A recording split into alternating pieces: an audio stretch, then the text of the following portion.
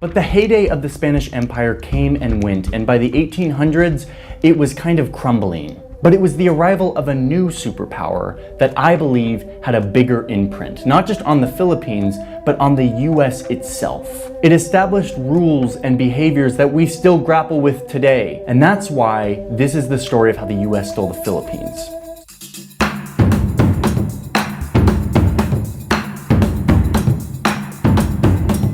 Mabuhay or in Kapampangan, luwid kayo. Welcome back to my channel. It's me, Kirby Araullo, your friendly Pinoy historian.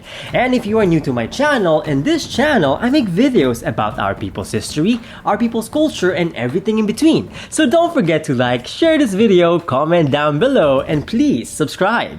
And today, as many of you requested, we'll be doing a quick reaction and breakdown to the video How the US Stole the Philippines, made by the American journalist Johnny Harris. So we'll be looking at different parts of the video and see if these statements are true or false. And the ones we're looking at today are based on the questions, the messages, and the comments that I got from many of you, my beloved viewers and subscribers. And we'll be looking at it from my perspective as both a Filipino and a Filipino-American historian.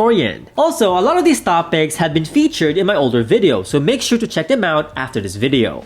And by the way, as you can see, we just moved into our new place, and you know, we're still settling in, and this is technically my first video that I'm making in this new house, in this new place. And yeah, I still have two videos that I shot at the old apartment, but I haven't finished editing them yet, so please keep an eye out for that as well. And also let me know in the comments below if you would like to see a Tagalog version of this video so that more of our kababayans back at home in the Philippines can understand it. So yeah, let me know in the comments below. Now back to our topic. So first, let's start with the brief introduction to pre-colonial Philippines, where he mentioned that, you know, in this video, he mentioned that the diverse group of islands, the diverse group of people in the Philippines with different cultures, different, you know, civilizations, you know, they eventually evolved and emerged or united into this one kingdom called WWII. Now this is actually false. Well, it's more like oversimplified than false, because WWII was a real kingdom, but WWII was not the name of the entire islands or archipelago we now call the Philippines. WWII was just one of the many pre-colonial and ancient kingdoms that were recorded in the islands we now call the Philippines. It was first mentioned in the year 971 during the Song Dynasty. Scholars today are still debating on the exact location of WWII. Many say that it was on the island of Mindoro, while others argue that it was actually in Luzon, particularly in what is now Bai in Laguna. Nevertheless, it was not the name of the whole archipelago. It's a name pertaining to a single kingdom, not the whole Philippines. In fact, WWII was not alone. This list of pre-colonial kingdoms that were recorded and recognized by the ancient Chinese Empire also included the kingdoms of Butuan, Luzon, and Sulu. And all of them had extensive relationships with other parts of the world, such as with the Middle Kingdom, aka China. But in terms of the oldest recorded kingdom in what is now the Philippines that we know of, it would be the Kingdom of Tondo in Luzon, which appears in the Laguna copperplate inscription, the oldest dated document found in the island so far. It dates back to the year 900 or 621 years before Ferdinand Magellan's so-called discovery of the Philippines. Another thing that I want to point out was the animated part where they showed artifacts like the Laguna copperplate pointing to the map. But it's kind of off, or it's really off, because the Laguna copperplate, for example, was found in Luzon, not in Mindanao, as the map suggested. But anyways, these are just minor things, so check out my older videos on the Laguna copperplate, the pre-colonial kingdoms in the Philippines, and the so-called discovery of our islands in the links below. In the video, he also mentioned how the Philippines was conquered by Spain exactly 500 years ago this year. But this, again, is also false. So in this video, we see a brief overview of Spanish colonial era in the Philippines. I actually like how they animated this part, how they animated the growing Spanish Empire. But one thing he got wrong was about how the Spaniards conquered the Philippines exactly 500 years ago. This is false because it was the so-called discovery of the Philippines that happened exactly 500 years ago in 1521, but not the conquest of the islands that came way later in the 1560s and the 1570s. And to be honest, they didn't didn't really succeed in conquering the entire archipelago. For example, the Sultanate of Sulu and the many sultanates in Mindanao remained independent until after the Philippine-American War in the 1900s. The Spanish expedition and conquistadors in 1521 was also almost wiped out when they tried to conquer the Visayas. From the Battle of Mactan against Lapu-Lapu's forces to the plot to massacre the conquistadors during a banquet in Raja Humabon's court in Cebu, the Europeans had to desperately run for their lives to escape being butchered. So yes, Spain did not succeed, did not conquer the Philippines 500 years ago. In fact, they failed many times for many decades. Now fast forward to the US expansion and the Spanish-American War.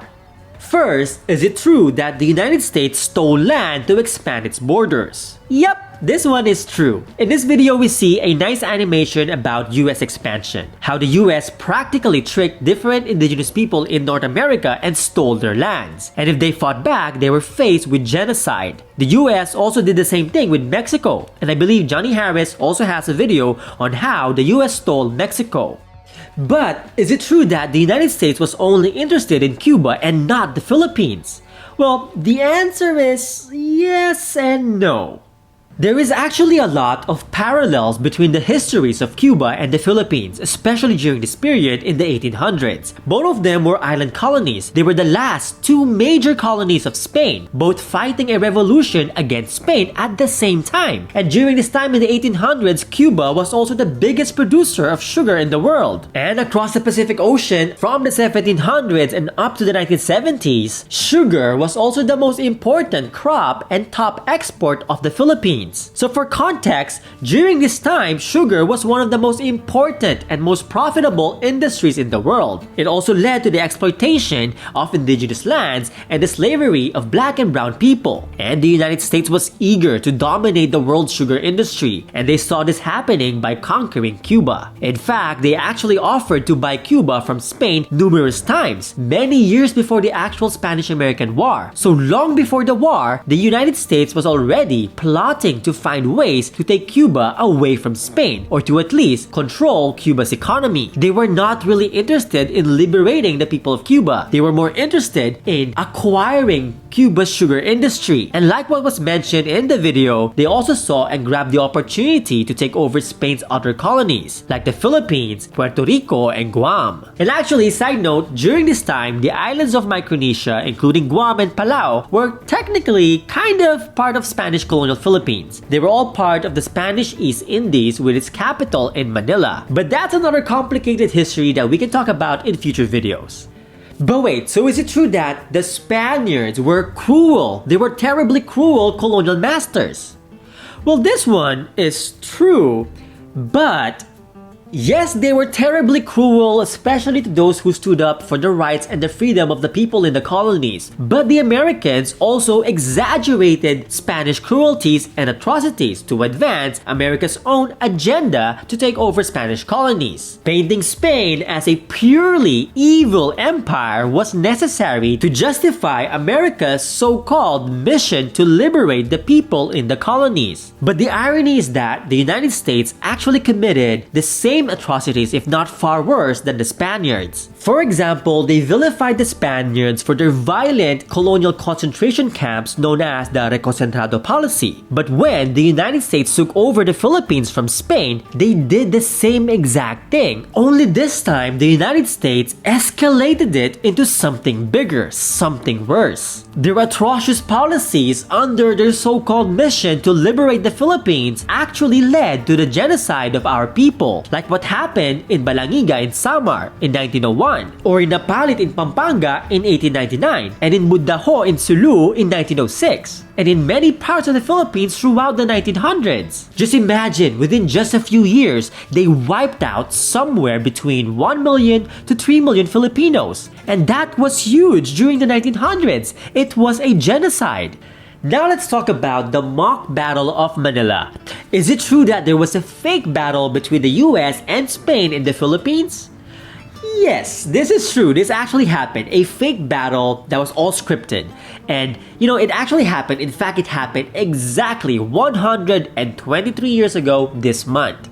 Well, there were actually two battles in Manila between Spain and the United States in 1898. The first one, the Battle of Manila Bay, happened in May, and this was not staged. This one was real. But the fake one happened in August of 1898. And this time, the Filipino Revolutionary Forces were kept out of the loop. They had no idea about the secret deals between the Spaniards and the Americans. They had no idea that the second battle between Spain and the US in Manila Bay was all staged, and it was practically scripted, with the city of Manila as the stage and the US Navy as the star. It was a fake battle just so the Spaniards can save face, because as I've mentioned in my older videos, the Spaniards refused to surrender to brown people. They refused to surrender to the Filipinos, that they'd rather surrender to their fellow white people to avoid embarrassment. Even though, way before the Americans came, the Filipino revolutionaries have already been fighting and have been defeating the Spaniards in so many parts of the country. In fact, the Filipino revolutionaries had practically liberated most of colonial Philippines from Spanish rule. Actually, even before the Americans got involved, there had already been over 200 anti-colonial revolts and uprisings in the Philippines against Spain since the late 1500s. It is also important for us to remember that during this time, the sultanates of Sulu and most of Mindanao were never really colonized by Spain. In fact, even in Luzon, the indigenous people of the Cordilleras remained practically independent from Spain. So yes, there was a lot of things going on in the Philippines during this time. It was not one monolithic country. It was very complicated. But one thing is for sure, we were not some damsel in distress just waiting to be saved by Uncle Sam or by anybody else. Our people have always been fighting for the liberation of our motherland long before the United States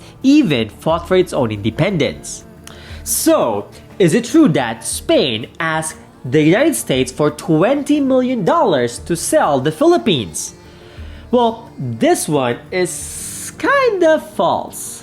Yes, it is true that Spain ended up selling or ceding the Philippines to the US for $20 million.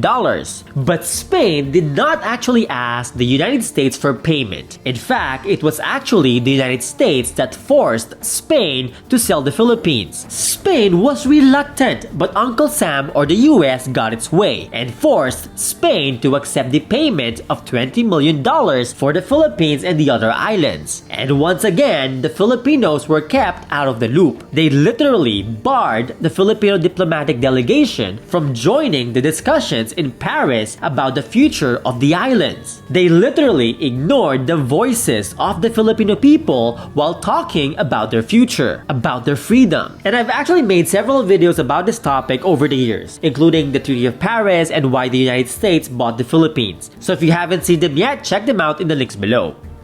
Pero wait lang, especially for those who are new to my channel, a lot of these topics that we're talking about today in this video about the Philippine-American War, its impact and aftermath, are also topics that I covered and expanded on in my book, Black Lives and Brown Freedom, Untold Histories of War, Solidarity, and Genocide. So if you want to learn more about all of this, check out the links below to get a copy of my book or the links below for more of my videos about these topics. Now back to our topic, back to the mock battle.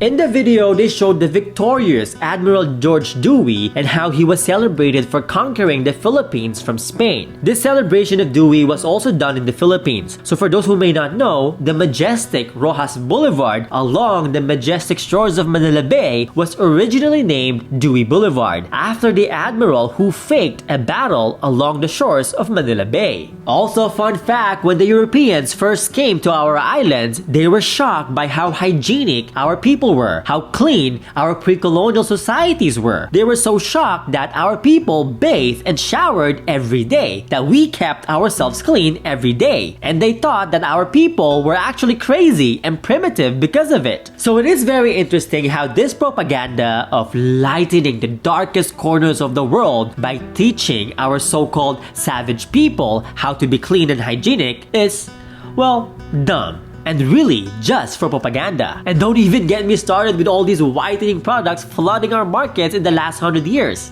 So the video also talked about the issues of import and exports and tariffs and how this shaped the whole issue, this gray area of the unincorporated territories in the United States. And this is true. But another huge factor in this issue that this video did not mention was that it was also about the exploitation of cheap labor, both in these territories and within the United States. Not only can they set up plantations and factories in these new colonies and exploit the people in these colonies, but they also use this gray area to bring in cheap labor into the US. In fact, because of this gray area, the US was able to find a loophole in their own racist anti-Asian laws that banned Asian migrants and workers from coming to the US. But because they now own the Philippines, which is in Asia, then suddenly they have this whole loophole where they can bring in masses of workers from the Philippines into the plantations of Hawaii, the canneries of Alaska, and the agricultural fields of California and the West Coast. In fact, up to the 1930s, the Filipino farm workers were the dominant labor force in the fields of California, the backbone of California's agriculture that fed the United States. So this brings us back to the issue of citizenship that was also mentioned in this video. Another factor why they don't want these people from the colonies to be citizens of the US was so that they can exploit them for cheap labor, while at the same time controlling migration and keeping them out of the US. In other words, they don't want more brown and black people to live in the US unless they were there to be exploited as cheap and dispensable workers who were placed in some of the worst living and working conditions with barely any rights to protect them from abuses. And you can learn more about our Filipino-American manongs, their struggles and resilience and their impact in the US in the links below. Now let's fast forward to World War II. In the video, they showed us how they literally erased mentions of the Philippines in the historic speech by FDR after the bombing of Pearl Harbor. And this is true.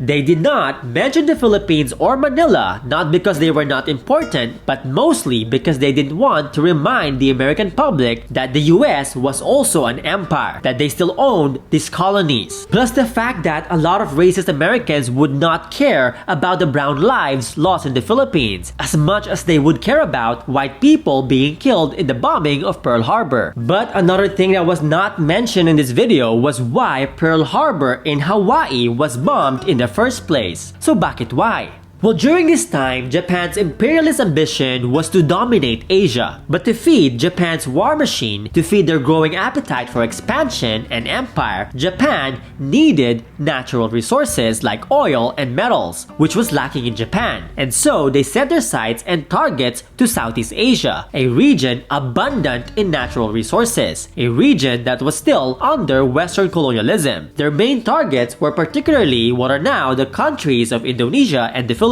They wanted Indonesia because of its vast oil reserves, and the Philippines because of its rich mineral reserves like chromite. But to get to Indonesia, they must first invade the Philippines, and they knew that if they attacked the Philippines, the US would be able to quickly send reinforcements from Pearl Harbor. So in short, they needed to bomb Pearl Harbor not because they wanted to invade the US, but because they wanted to weaken the US Navy and make it harder for them to send reinforcements to the Philippines. Bombing Pearl Harbor and the Philippines at the same time was very strategic for the Japanese to make it easier for them to conquer the Philippines, then Indonesia, and then the rest of Southeast Asia.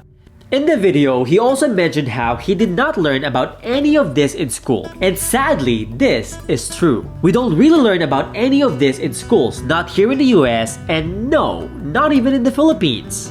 So I went to school both in the Philippines and here in the US, and all we learned in our grade school and high school history subject was how the United States saved the Filipinos and how the United States liberated and freed the Philippines. You know, how they supposedly gave us democracy, freedom, and education. But not one mention of what was really happening with all the atrocities and the genocide that came along during and after the Philippine-American War. They don't even call it the Philippine-American War. War. They called it the Philippine Insurrection, minimizing the whole thing into a mere small rebellion. They didn't want to admit or see it for what it really is, a full-blown war and genocide. The Philippine-American War was a bloodier war that immediately followed the much romanticized Spanish-American War. It was the first major colonial war that catapulted the United States as a world power. It became a template for US expansion and imperialism, from the Vietnam War to Iraq and Afghanistan today. And as mentioned in his video, it gave birth to an empire that still exists today. And because of the massive number of casualties and the atrocities that followed the war, the Philippine-American War is also a genocide. But most of us have forgotten about this. Sadly, most Filipinos are not even aware of this bloodshed. But why exactly don't we learn about this in school? Why have we forgotten about this bloody chapter of our history? As mentioned in my other videos, a big reason why we don't really learn about these chapters in our history was because of the colonial miseducation of our people. Even before the war ended, the United States already embarked on a massive education program designed to mold Filipino minds in favor of America's so-called benevolence. This American education, or as renowned Filipino historian Renato Constantino puts it, the miseducation of the Filipino began immediately while the war was still happening. The United States insisted in its so-called mission to liberate, civilize, and educate the Filipinos. They began sending hundreds of American teachers to the Philippines as early as 1901. And if we carefully study and look at the curriculum and its implementation, it is clear that these American established schools were meant to control the minds of the people rather than providing them with genuine education. It was an education system that flooded our islands with colonial propaganda. It was meant to subjugate the minds of the Filipino people, not to emancipate it. This is why, sadly, to this day, colonial mentality is still prevalent in the Philippines and across the Filipino diaspora. It is also why so many Filipinos to this day seek foreign approval for validation, hence today's viral Pinoy baiting on social media. Now don't get me wrong, I'm actually glad that he made this video. I'm glad that he finally made a video about the Philippines in his How the US Stole series. Because of this, more and more people are now aware of this untold history. But I cannot help but notice something in the comment section. Many Filipinos and Filipino Americans have been talking about this for generations, including myself. I've made many videos about it over the years. I even wrote a book about it. But somehow, when a brown person shares about these dark chapters of our history, people are reluctant to believe it. People are quick to doubt and accuse us of making shit up. But when a white journalist talks about it, suddenly everyone is listening. Suddenly everyone believes it. And you can see a lot of this in the comments. There's more hate and doubt when it's a Filipino telling the story. The same exact story. And most of the time, these haters are also Filipinos. And to me, this is proof that the colonial mentality that was first introduced by the Spaniards and later heightened and exaggerated by the Americans is still very strong to this day. So now that people are watching, I urge all of you to learn more. Like what he said, this happened not too long ago. As Filipinos and Filipino Americans, it is important for us in this day and age to know and not forget about our own history. It is equally important for the rest of the United States to recognize and remember such dark episodes of our history so that we can all learn from the past, move forward, and not repeat such oppression, injustices, and violence against any community. Recognizing these injustices and exploitation is already a step towards justice. And as I've mentioned before, without justice, there can be no peace.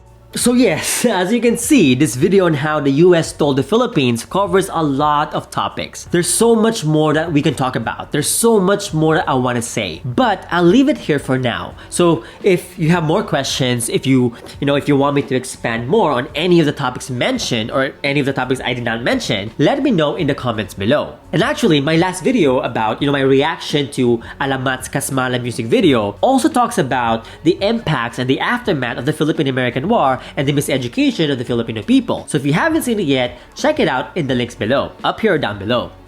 But of course, before we go, today's shoutout goes to Aussie Elvin and Alicia Soriano. Shoutout din kay Timothy or Itim. Check him out on Spotify, check out his music. And special shoutout din kay Kit Liam Manaloto, the amazing creator behind the Kulitan app, where you can learn more about the indigenous Kulitan script of the Kapampangans. And special shoutout din to my patron, Lunista Revolucionario. Dakala salamat kay Kongan for all your love and support. Luwid kayo. And that is it for me today. If you like this video or learn a thing or two, don't forget to like, share this video, comment down below, and please subscribe. And special thanks to all my patrons for helping me make more videos like this. And for those who want to help me make more videos like this, show your support and please be my patron or get a copy of any of my books or coloring books or any of the merch link down below. Maraming salamat po. Magsukol, terima kasih, daghang salamat, agyamanak, dakal pong salamat. See you next time. We're in Tagalog, kita kits, and Kapampangan,